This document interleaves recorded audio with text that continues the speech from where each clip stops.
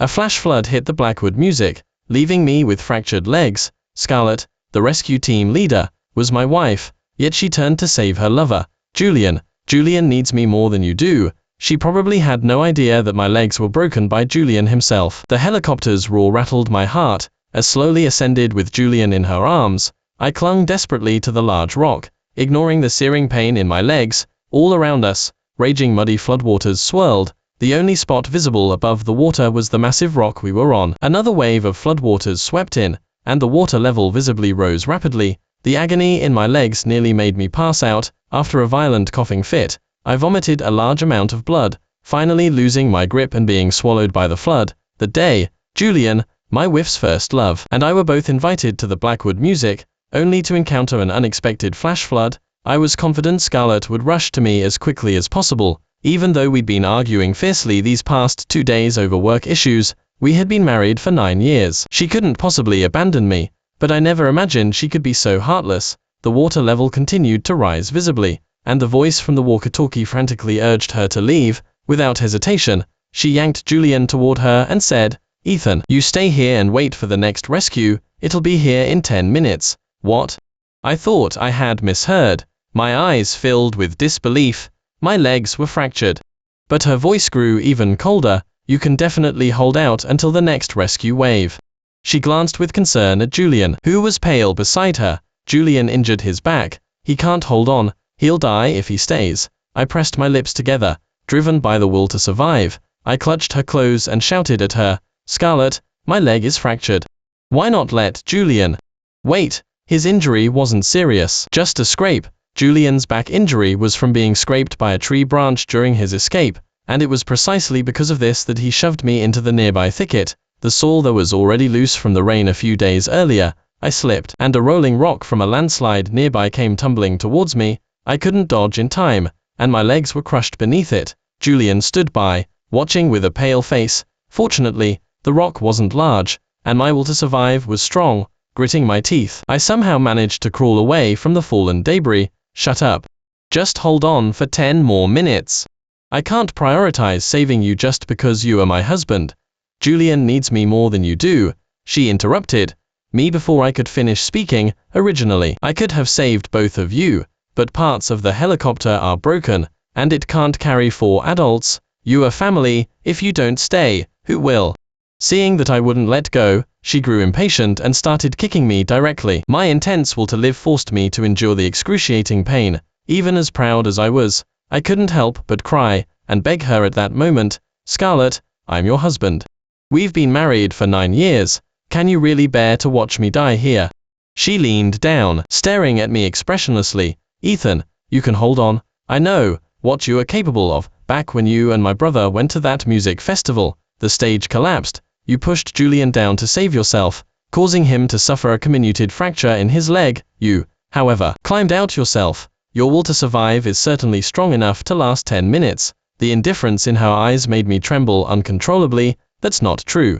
Back then, before I could finish, an intense pain shot through me. Scarlett suddenly kicked my hand with force, tearing my skin and making me bleed profusely. I could no longer hold on and had no choice but to let go. The helicopter's roar exploded in my ears as a massive torrent surged forward, sweeping me into the water. Yet, I could only watch helplessly as Scarlett left with Julian. She didn't even glance back to see if I was still on that rock. In her heart, my life wasn't even 1/10 as important as Julian's. I had loved her for so many years. Even if her heart were made of stone, it should have warmed by now, but she remained as cold as ever. With my last glance before death, I watched the helicopter disappear, a bitter smile twisting my lips. Scarlett probably still didn't know that the person most severely injured was actually me. The helicopter Scarlett mentioned didn't appear until the flash flood had completely subsided. By then, a full 8 hours had passed. The search and rescue team members rode around, looking for any sign of me. Unfortunately, my body was already gone. My soul hovered in midair, watching Scarlett's subordinate, who was anxiously at a loss. "Scarlett," he said through the walkie-talkie, "we haven't found the large rock you mentioned. Mr. Ethan couldn't have already." Scarlett's cold voice came through the walkie-talkie. "No, he's too resilient. There are so many rescue organizations involved. He might have been saved by the fire department." Her subordinate, still not giving up, hesitantly asked if she could come over to help search for me. After all, with such a massive flash flood, the terrain had changed, and I could very well have met with an accident. Scarlett sounded a little annoyed. I'm not a fortune teller who can just pinpoint his location. Maybe he's already been rescued. All right, stop whining. If you can't find him, just go back. Her words sent shivers down my spine. 9 years, and I still held no significance in her heart. She was so careless, cold, even ruthless, giving up on my rescue without a second thought. Even a stranger shouldn't be treated this way, should they? My heart completely froze in that moment.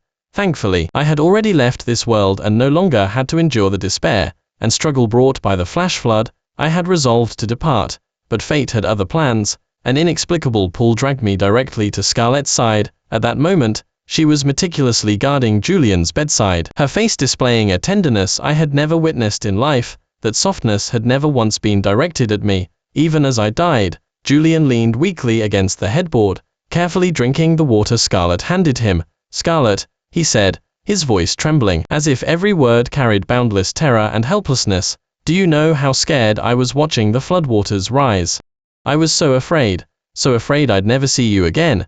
His eyes were filled with a desperate longing for life and a deep attachment to her. She absorbed this profound affection completely, without reservation. Scarlett's eyes were full of tenderness. She gently stroked Julian's forehead, her voice so soft it could melt stone. I know, Julian, don't be afraid. No matter what danger comes, I'll find you and protect you immediately. I stood by, watching them embrace passionately, a surge of bitterness washing over me, like a tide. Scarlett, my wife for 9 years, her tenderness and deep affection had never once belonged to me. Recalling our past, my heart felt as if it were being cut by sharp piano strings, every wound painfully clear. On the day the flash flood raged, we could have faced it together, but the indifference and misunderstanding in her eyes left my heart utterly desolate. She left me behind without hesitation, never considering that I, too, could feel fear and helplessness. Julian's appearance completely awakened the passion in her heart, and utterly pushed me into a silent abyss.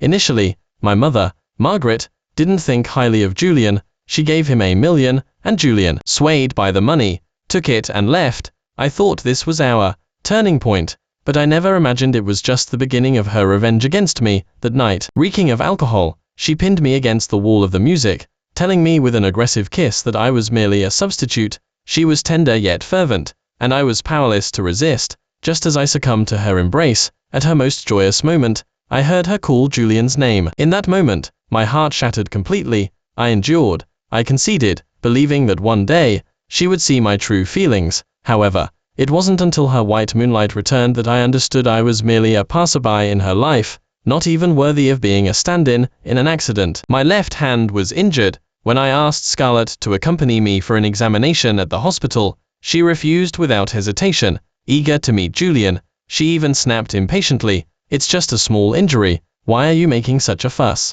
When did you become so dramatic?" The doctor said my injury might affect my piano playing. I suppressed my anger, waiting alone at the hospital for the test results, my heart filled with worry and unease. But at the same time, Julian was showing off a limited edition pair of headphones from Scarlett on his social media post, along with a photo of the two of them in the recording. Though their faces weren't visible, the wedding ring on Scarlett's finger completely gave away her identity. Julian's caption read, "In this life, I may have walked away, but I never truly left."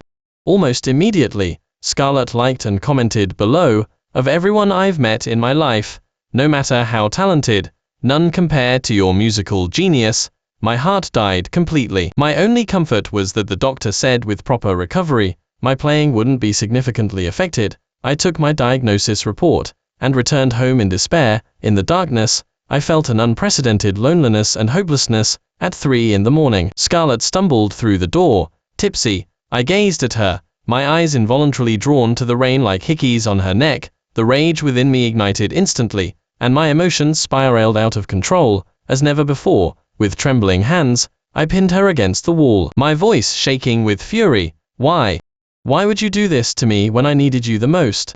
Scarlett's stern face showed no ripple of emotion. Her eyes seemed to pierce through my anger, reaching the most vulnerable part of my soul. She didn't even offer a perfunctory explanation, pushing me away mercilessly, completely disregarding my injured hand. She didn't even spare me a glance, turning and entering the bedroom, slamming the door shut and shutting me out of her world. Memories of her tenderness and care for Julian flashed in my mind, each one a fresh stab to my heart. When it rained and thundered, Julian would send a message saying, "Scarlett, I'm scared." At midnight, she would get up and get dressed without hesitation, rushing to be with him. "Don't be afraid, Julian, I'm coming right away." That kind of heartfelt affection and attentiveness was something I had never experienced. When I suffered an acute gastroenteritis attack, in agonizing pain, I begged her to take me to the hospital, only to be met with a cold refusal and scathing sarcasm. She told me, "You're a grown man. Can't you call 911 yourself?"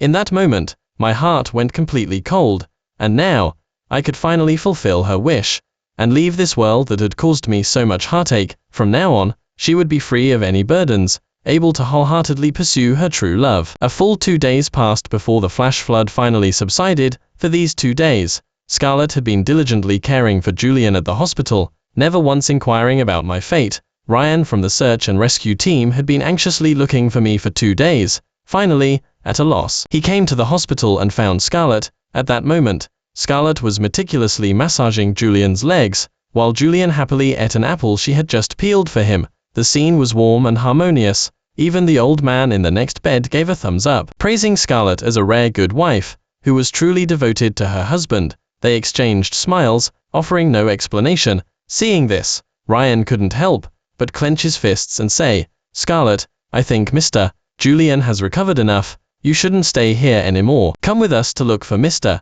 Ethan. 2 days have passed, and we've been searching day and night, but we haven't found him. I'm really afraid something has happened to him." Scarlett didn't even lift her head, saying coldly, "He's got 9 lives. What could possibly happen to him? I already told you, he might have been rescued by government personnel. He could be recuperating in some hospital right now. You don't need to worry, and there's no need to keep searching." Ryan grew anxious. "Scarlett, Mr. Eaton's phone has been unreachable, and we've checked his house. There's no one there." Scarlett frowned. "Maybe he's in a hospital somewhere." Even in a hospital, he wouldn't have his phone turned off. "Scarlett, Mr. Ethan is your husband. After all, you should still come and help us look for him," Ryan pleaded earnestly. Scarlett hesitated at his words. Just then, Julian, from the hospital bed, suddenly clutched his head, his face contorted in pain. "Scarlett, my head, it hurts so much. Please, please don't leave me." Seeing this, Scarlett's face immediately filled with concern. "Don't worry, Julian, I'm not going anywhere. I'll stay right here with you until you've fully recovered and are discharged." This pretense was too much for Ryan. He burst out in anger. "Mr. Julian, if your head hurts, call a doctor. Why are you keeping Scarlett here? Have you forgotten that Ethan is her husband? Do you have to tear their marriage apart before you are satisfied?" Julian's face changed. He immediately leaned towards Scarlett, feigning hurt. "Scarlett, you know I never meant any of that." Scarlett panicked. She quickly patted his back, offering a few comforting words, then turned, looking somewhat angrily at Ryan. "Ryan, what nonsense are you spewing? Julian and I are completely innocent. But you, going on and on about Mr. Ethan, why are you so concerned about Ethan? Since you are so worried about Ethan, then you go find him." Actually, Ryan cared about me only because I had once saved his life. That year, soon after Scarlett and I got married, I would practice piano at home every day, preparing for performances. One time, on the street, a pregnant woman was being robbed. While everyone else avoided the scene, Ryan, who happened to be passing by, rushed forward and stopped the assailant. Driven to desperation, the robber pulled out a dagger he had on him, and lunged at Ryan. Seeing that Ryan couldn't dodge, and was about to die on the spot, I, who happened to be nearby, instinctively raised my sheet music to block the attack. I stopped the fatal blow, but my hand was cut, bleeding profusely. The robber seized the chance to run. Ryan, seeing how much I was bleeding, felt incredibly guilty. He quickly helped me sit by the roadside, and bandaged my wound in an emergency. Scarlett witnessed this scene. She was behind us, only seeing our backs, and didn't even bother to come closer for a better look before coldly walking away. Ryan was thoroughly infuriated by Scarlett's barbed words. He wanted to explain, but Scarlett simply dismissed him. "Unless he's truly dead, don't bother me again." Hovering in the air, I couldn't believe such heartless and indifferent words could come from my own wife. As soon as Ryan, completely disheartened, left, Scarlett immediately took Julian's hand and comforted him with gentle words. Such deep affection, if I hadn't died, would have made me feel utterly out of place. Turns out, in love, the unloved are truly the most tragic. 3 days later, my body was recovered by the search and rescue team, my face was contorted in agony, and every inch of my skin was covered in wounds. Silently narrating my final struggles and despair, the sight was so gruesome it was unbearable to look at. My mother, Margaret, staggered over, her trembling legs seemingly carrying the weight of the entire world. When she saw my condition, tears poured from her eyes like a broken dam, instantly blurring her vision. She trembled all over, filled with disbelief. Soon after, she fainted from overwhelming grief. My father and I had always shared a deep bond. He was a retired music teacher, and it was he who guided me onto the path of the piano. We had once promised to hold a father-son concert together, a promise that now remained an unfulfilled regret. He and I, one in this world and one in the next, could no longer meet. The pain of being separated by death was suffocating. My father awoke from his unconsciousness. With trembling hands, he tried to call Scarlett, but all he got in response was a cold busy signal and eventually a disconnected message. Perhaps he thought that due to Scarlett's demanding profession, her lack of time was perfectly normal. I wonder how many times he had to reassure himself like that. Ryan, that perpetually smiling young man, was now kneeling before me, tears and snot mingling on his face. He gripped my hand tightly, as if that could somehow grasp a lingering trace of my presence. Mr. Ethan, he choked out, I always wanted to tell you to leave her, but I was afraid of hurting your feelings. His voice was choked with emotion, and he pounded his fist against his chest, self-reproach and regret washing over him like a tide. I gently shook my head, though I couldn't speak. I knew that my deep infatuation with Scarlett had already penetrated my very bones, something no outsider could easily sway. My mother, suppressing her grief, completed all the necessary procedures for me. Carrying the heavy death certificate, she went with Ryan to the hospital. There, Scarlett was gently tending to another man, Julian. Seeing this scene, my mother's rage erupted like a volcano. She rushed forward, trembling as she demanded, Scarlett, are you even human? Ethan, he died so tragically, yet you are here taking care of another man. Scarlett's expression was calm. She sighed, stopped what she was doing, and stood up, looking at Mom with a hint of helplessness. Mom, I know you have a lot of prejudice against Julian, but is it really worth it to tell such lies just to stop me from taking care of him? My mother gritted her teeth in hatred, raising her hand and slapping Scarlett across the face. Ethan's been gone for days. Did you even look for him? Did you care whether he lived or died? She must have put all her strength into that slap, as a trickle of blood appeared at the corner of Scarlett's mouth. Scarlett wiped her mouth, a cold, indifferent smile on her face. So many people are looking for him, do they really need me too? The rock he was on was perfectly capable of supporting him while he waited for rescue. The biggest wave of the flash flood had already passed. Withswell to survive, holding on for a bit longer wouldn't have been a problem at all. I don't understand why you're all so agitated. Do I have to be glued to Ethan 24 hours a day for you to be happy? Beast. No sooner had Scarlett finished speaking than Ryan, standing nearby, erupted in a furious rage. He lunged forward and slapped Scarlett across the face. A red handprint quickly appeared on Scarlett's face, and blood seeped from the corner of her mouth. In her usually calm eyes, fury finally flared. Are you even human? Why are you putting on this devoted act? Have you even asked about your husband's life or death? All you care about is this manipulative man. You don't even know your own husband's hand was injured, and would cause excruciating pain if he exerted himself. Mr. Ethan marrying an ungrateful person like you, I truly feel sorry for him. In his rage, Ryan stepped forward and slapped Scarlett twice more. I remembered, once, the search and rescue team held an annual review meeting, and gave out so many awards that they piled up high. Scarlett asked me to carry a box home, but my wrist was strained from long hours of piano practice, making it impossible for me to exert force. I told Scarlett my wrist hurt, and I couldn't carry it, but she didn't believe me and called me dramatic. In the end, I had no choice but to ask Ryan for help. Unexpectedly, Ryan remembered my wrist strain from then on, while Scarlett had forgotten, perhaps had never even remembered it in the first place. Scarlett clutched her head, her furious face somewhat distorted. Have you all gone mad? All I'm doing is taking care of an injured Julian. Are you so against that? I know Ethan is hiding, intentionally not showing himself, just to force me to look for him. Isn't that right? Once he's discharged, I'll go find him. Is that enough? Are you all satisfied now?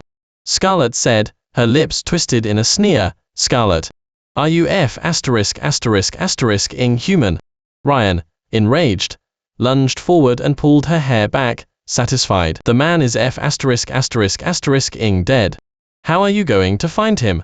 Seeing being hit, Julian, who had been curled up nearby, quietly sobbing, grew frantic. He strode forward, forcefully gripping Ryan's wrist, making Ryan let go. Scarlett, it's all my fault.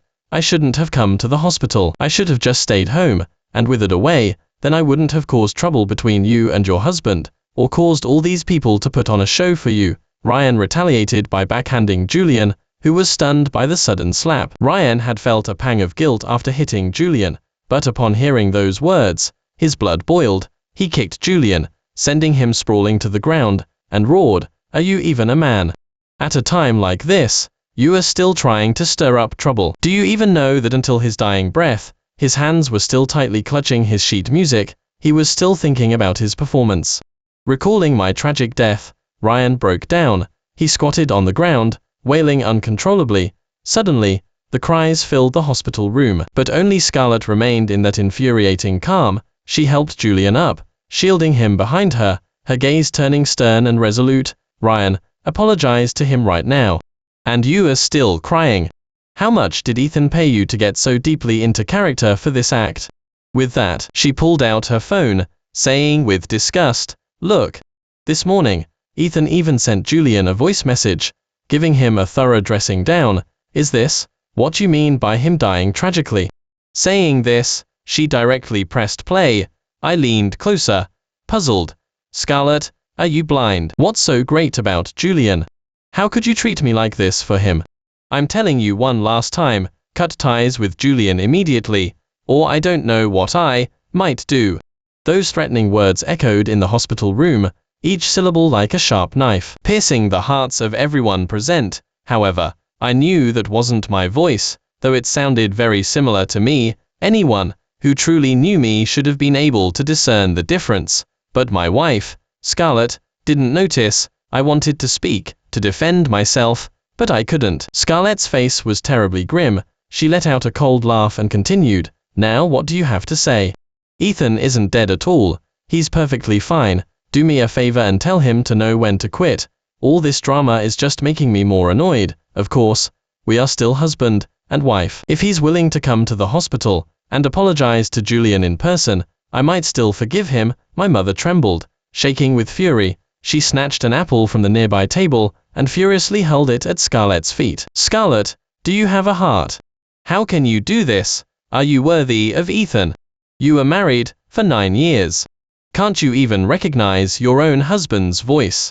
My mother's eyes reddened, and tears welled up, but she stubbornly refused to let them fall. Scarlett's face was ashen, fury churning within her, but she forcibly suppressed it, making her voice sound as calm as possible. "Mom, I had planned to give him one last shred of dignity, for your sake." Her voice was low, each word seemingly squeezed out, revealing unspeakable pain. "But why are you all so stubborn, forcing me to personally rip off this facade and make you face the truth?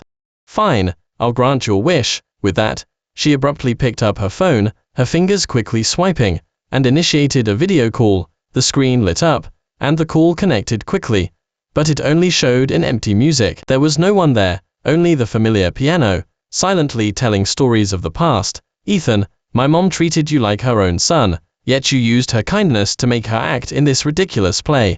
Scarlett's voice was icy and resolute, each word like a sharp blade slicing through the air. The other side remained silent, with only faint piano sounds drifting through, a silent mockery of Scarlett's rage. She clenched her fists, veins bulging, and roared into the phone, "You bastard. You are still *****ing playing. Sounds great, doesn't it? Get your ass over here right now, and apologize, or tomorrow I'm divorcing you." I stood by, quietly watching this scene, my heart a mix of emotions. I saw her anger, her despair, but my own heart was unusually calm, because I knew she couldn't divorce someone who was already gone. This anger would only become an unhealing wound in her heart, My mother trembled. Shaking with fury, she pulled the thin death certificate from her pocket with trembling hands, and slapped Scarlett hard again. Scarlett, open your eyes and look closely at what this is. Scarlett looked at the death certificate, hesitated, then bent down to pick it up, and then she froze. Looking at the name on it, her mind suddenly went blank. Just then, Julian, who had been quietly beside her, suddenly grimaced in pain. Scarlett, my head hurts so much. With that, he rolled his eyes, and collapsed by the side of the bed. Scarlett immediately tossed the death certificate aside, frantically pushed my mother away, and ran out the door. Doctor! Doctor!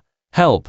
Scarlett's voice trembled, even carrying a hint of barely suppressed tears. In that moment, I truly realized that her previous indifference wasn't a matter of being poor at expressing emotions, but because she had never truly loved me. My mother anxiously tried to follow her, but Ryan gently held her back. He shook his head, his eyes filled with disappointment for Scarlett. Forget it, he said. She won't care about Mr. Eaton's life or death. All she cares about right now is that manipulative man, Julian. Those two probably wished Mr. Ethan was truly dead, didn't they? My mother heard this and was utterly bewildered. She couldn't comprehend why her daughter-in-law could be so cold and heartless. My 60-something mother instantly seemed to age years. Slumping to the floor, tears streaming uncontrollably, a powerful impulse surged within me, wanting to go and hug her, to tell her that nothing mattered anymore, but I was just an intangible presence, able only to silently stay by her side and weep with her. As my mother was immersed in her grief,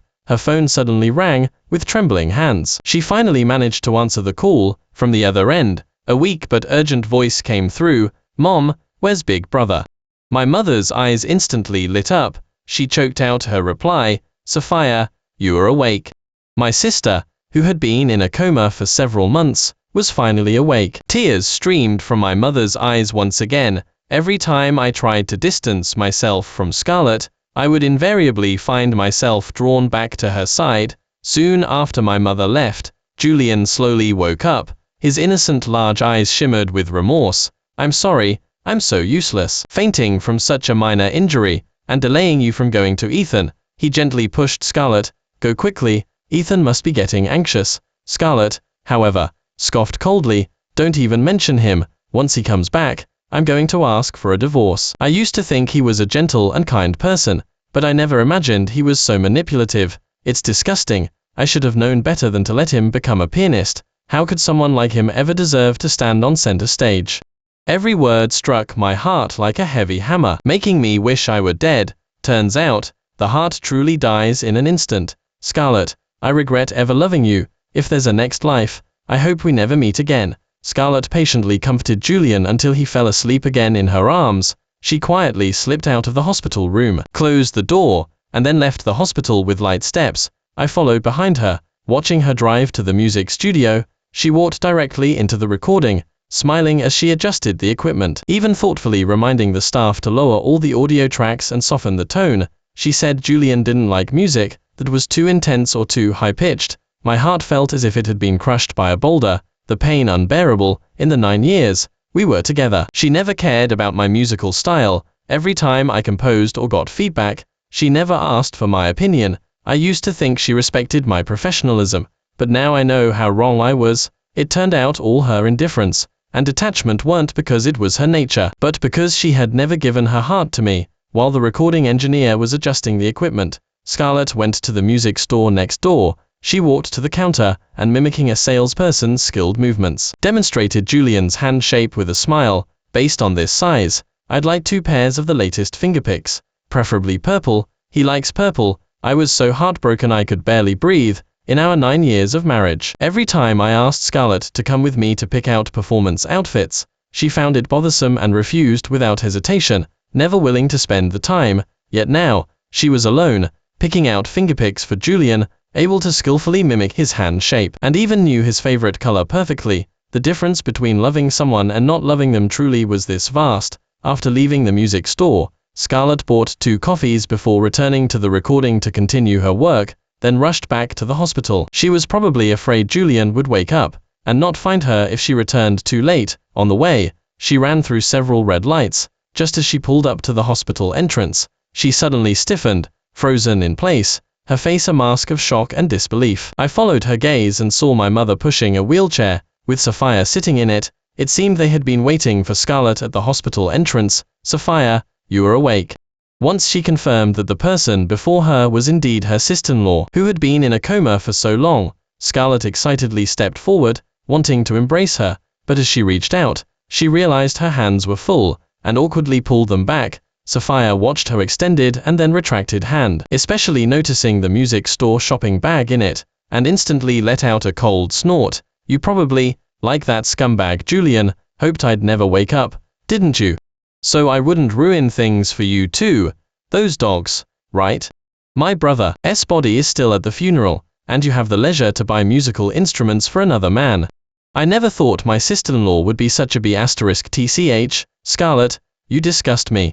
Scarlett's face was filled with astonishment. "Sophia, Mom is old. It's one thing for her to be fooled by a few sweet words, but why are you joining in this nonsense?"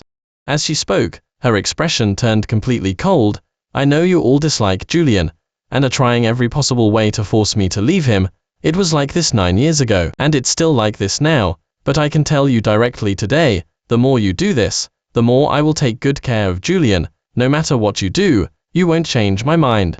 With that, she ignored Mom and Sophia and walked directly toward the hospital. "Scarlett, you've been married for 9 years. Even if you raised a dog for 9 years and it died, you'd bury it, wouldn't you?" Sophia clutched Scarlett's clothes tightly, tears suddenly streaming from her eyes. "Brother's body is still at the crematory. You won't sign the papers, so he can't be cremated. Please, I'm begging you, let him rest in peace. After this, you and that scumbag Julian can do whatever you want. No one will ever bother you again." Scarlett suddenly looked flustered. She forced a laugh. "Sophia, that's not funny at all. Ethan values his life more than anyone. How could someone as selfish as him possibly die? He's definitely alive and well. He values his life. He's selfish."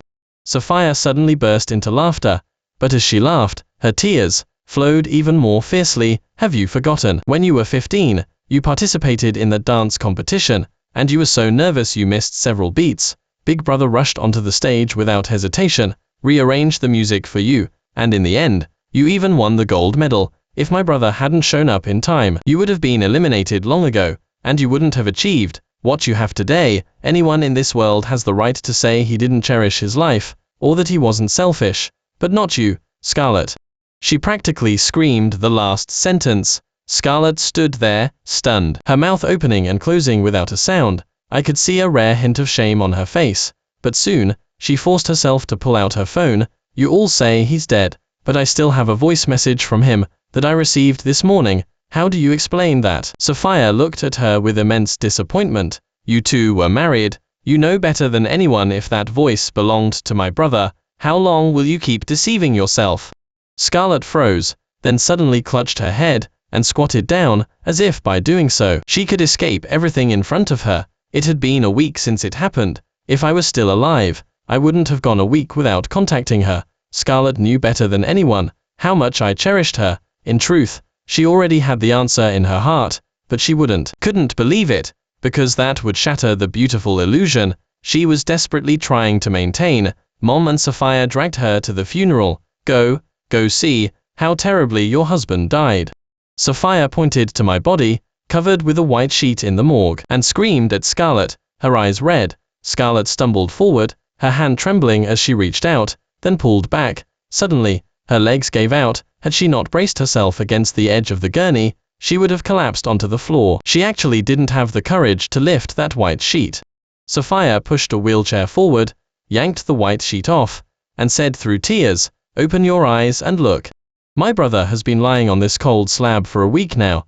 What have you been doing all this time?" When my mutilated and horrifying body appeared before Scarlett's eyes, she couldn't stand anymore and collapsed to the floor, her gaze vacant as she murmured, "How could he be dead? I distinctly told him to just hold on for 10 minutes. Sophia's face was streaked with tears. "You monster! My brother's legs were broken, and you left him by the floodwaters. He utterly insane. He loved you so much, but in the end, he died by the hands of the person he loved most. You are a demon." Scarlett mumbled, "No, that's impossible. He's so smart, he couldn't have given up. Last time, when the music festival stage collapsed, he broke 3 of his ribs protecting me. He's so strong. so determined, how could he not last even a few minutes? Julian was actually there at that music festival too. He was the one who invited both of us to perform, and he was the one who pushed my brother down. Sophia clenched her fists. No way, you're lying to me. Scarlett looked as if she'd been struck by lightning. What evidence do you have? I almost lost my life because of him. Do I need more evidence to accuse him? Sophia gave a bitter laugh. Would I use my own life to frame him? Scarlett finally broke down. She wailed like a child. After she had cried herself out, she stumbled to her feet, leaned over my body, and with trembling hands, caressed my already stiff fingers, choking out, "Ethan, please wake up, we'll be fine. I swear I'll never abandon you again. We're going to attend a concert together. Don't you like Mozart?"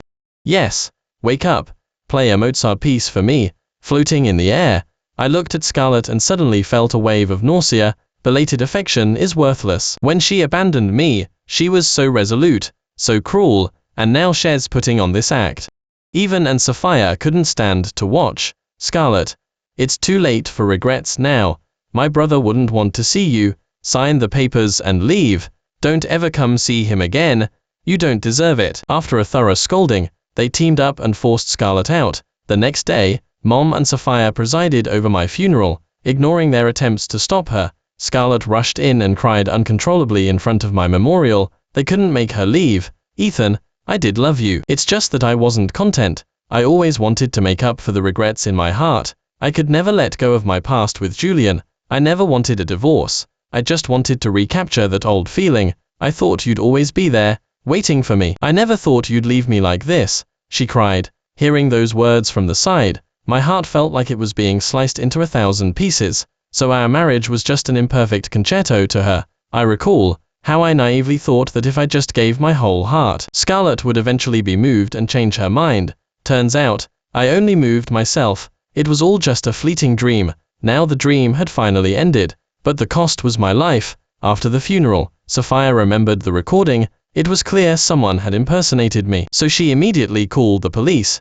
The police quickly apprehended the person. It turned out to be Julian's assistant. He had stolen my voice samples and impersonated me to send messages to Julian. Once at the police, he quickly confessed everything, revealing that Julian was behind it all. He even volunteered information to gain leniency, admitting that Julian had intentionally caused the stage collapse at the last music festival. He said that one must be ruthless to get ahead, and Julian would stop at nothing to achieve his goals. He just didn't expect me to be so lucky. I survived despite broken ribs. The police took Julian in for questioning, but he vehemently denied everything, because too much time had passed, and there was no concrete evidence. Julian was ultimately released. Scarlett had been waiting for Julian, and as soon as he was released, she immediately took him away. Julian thought Scarlett had chosen to forgive him, and happily took the coffee from her hand and drank it. When woke up, he found himself back on the rock where he had been rescued. His hands were bound with tape, and Scarlett stood directly in front of him, her back to him.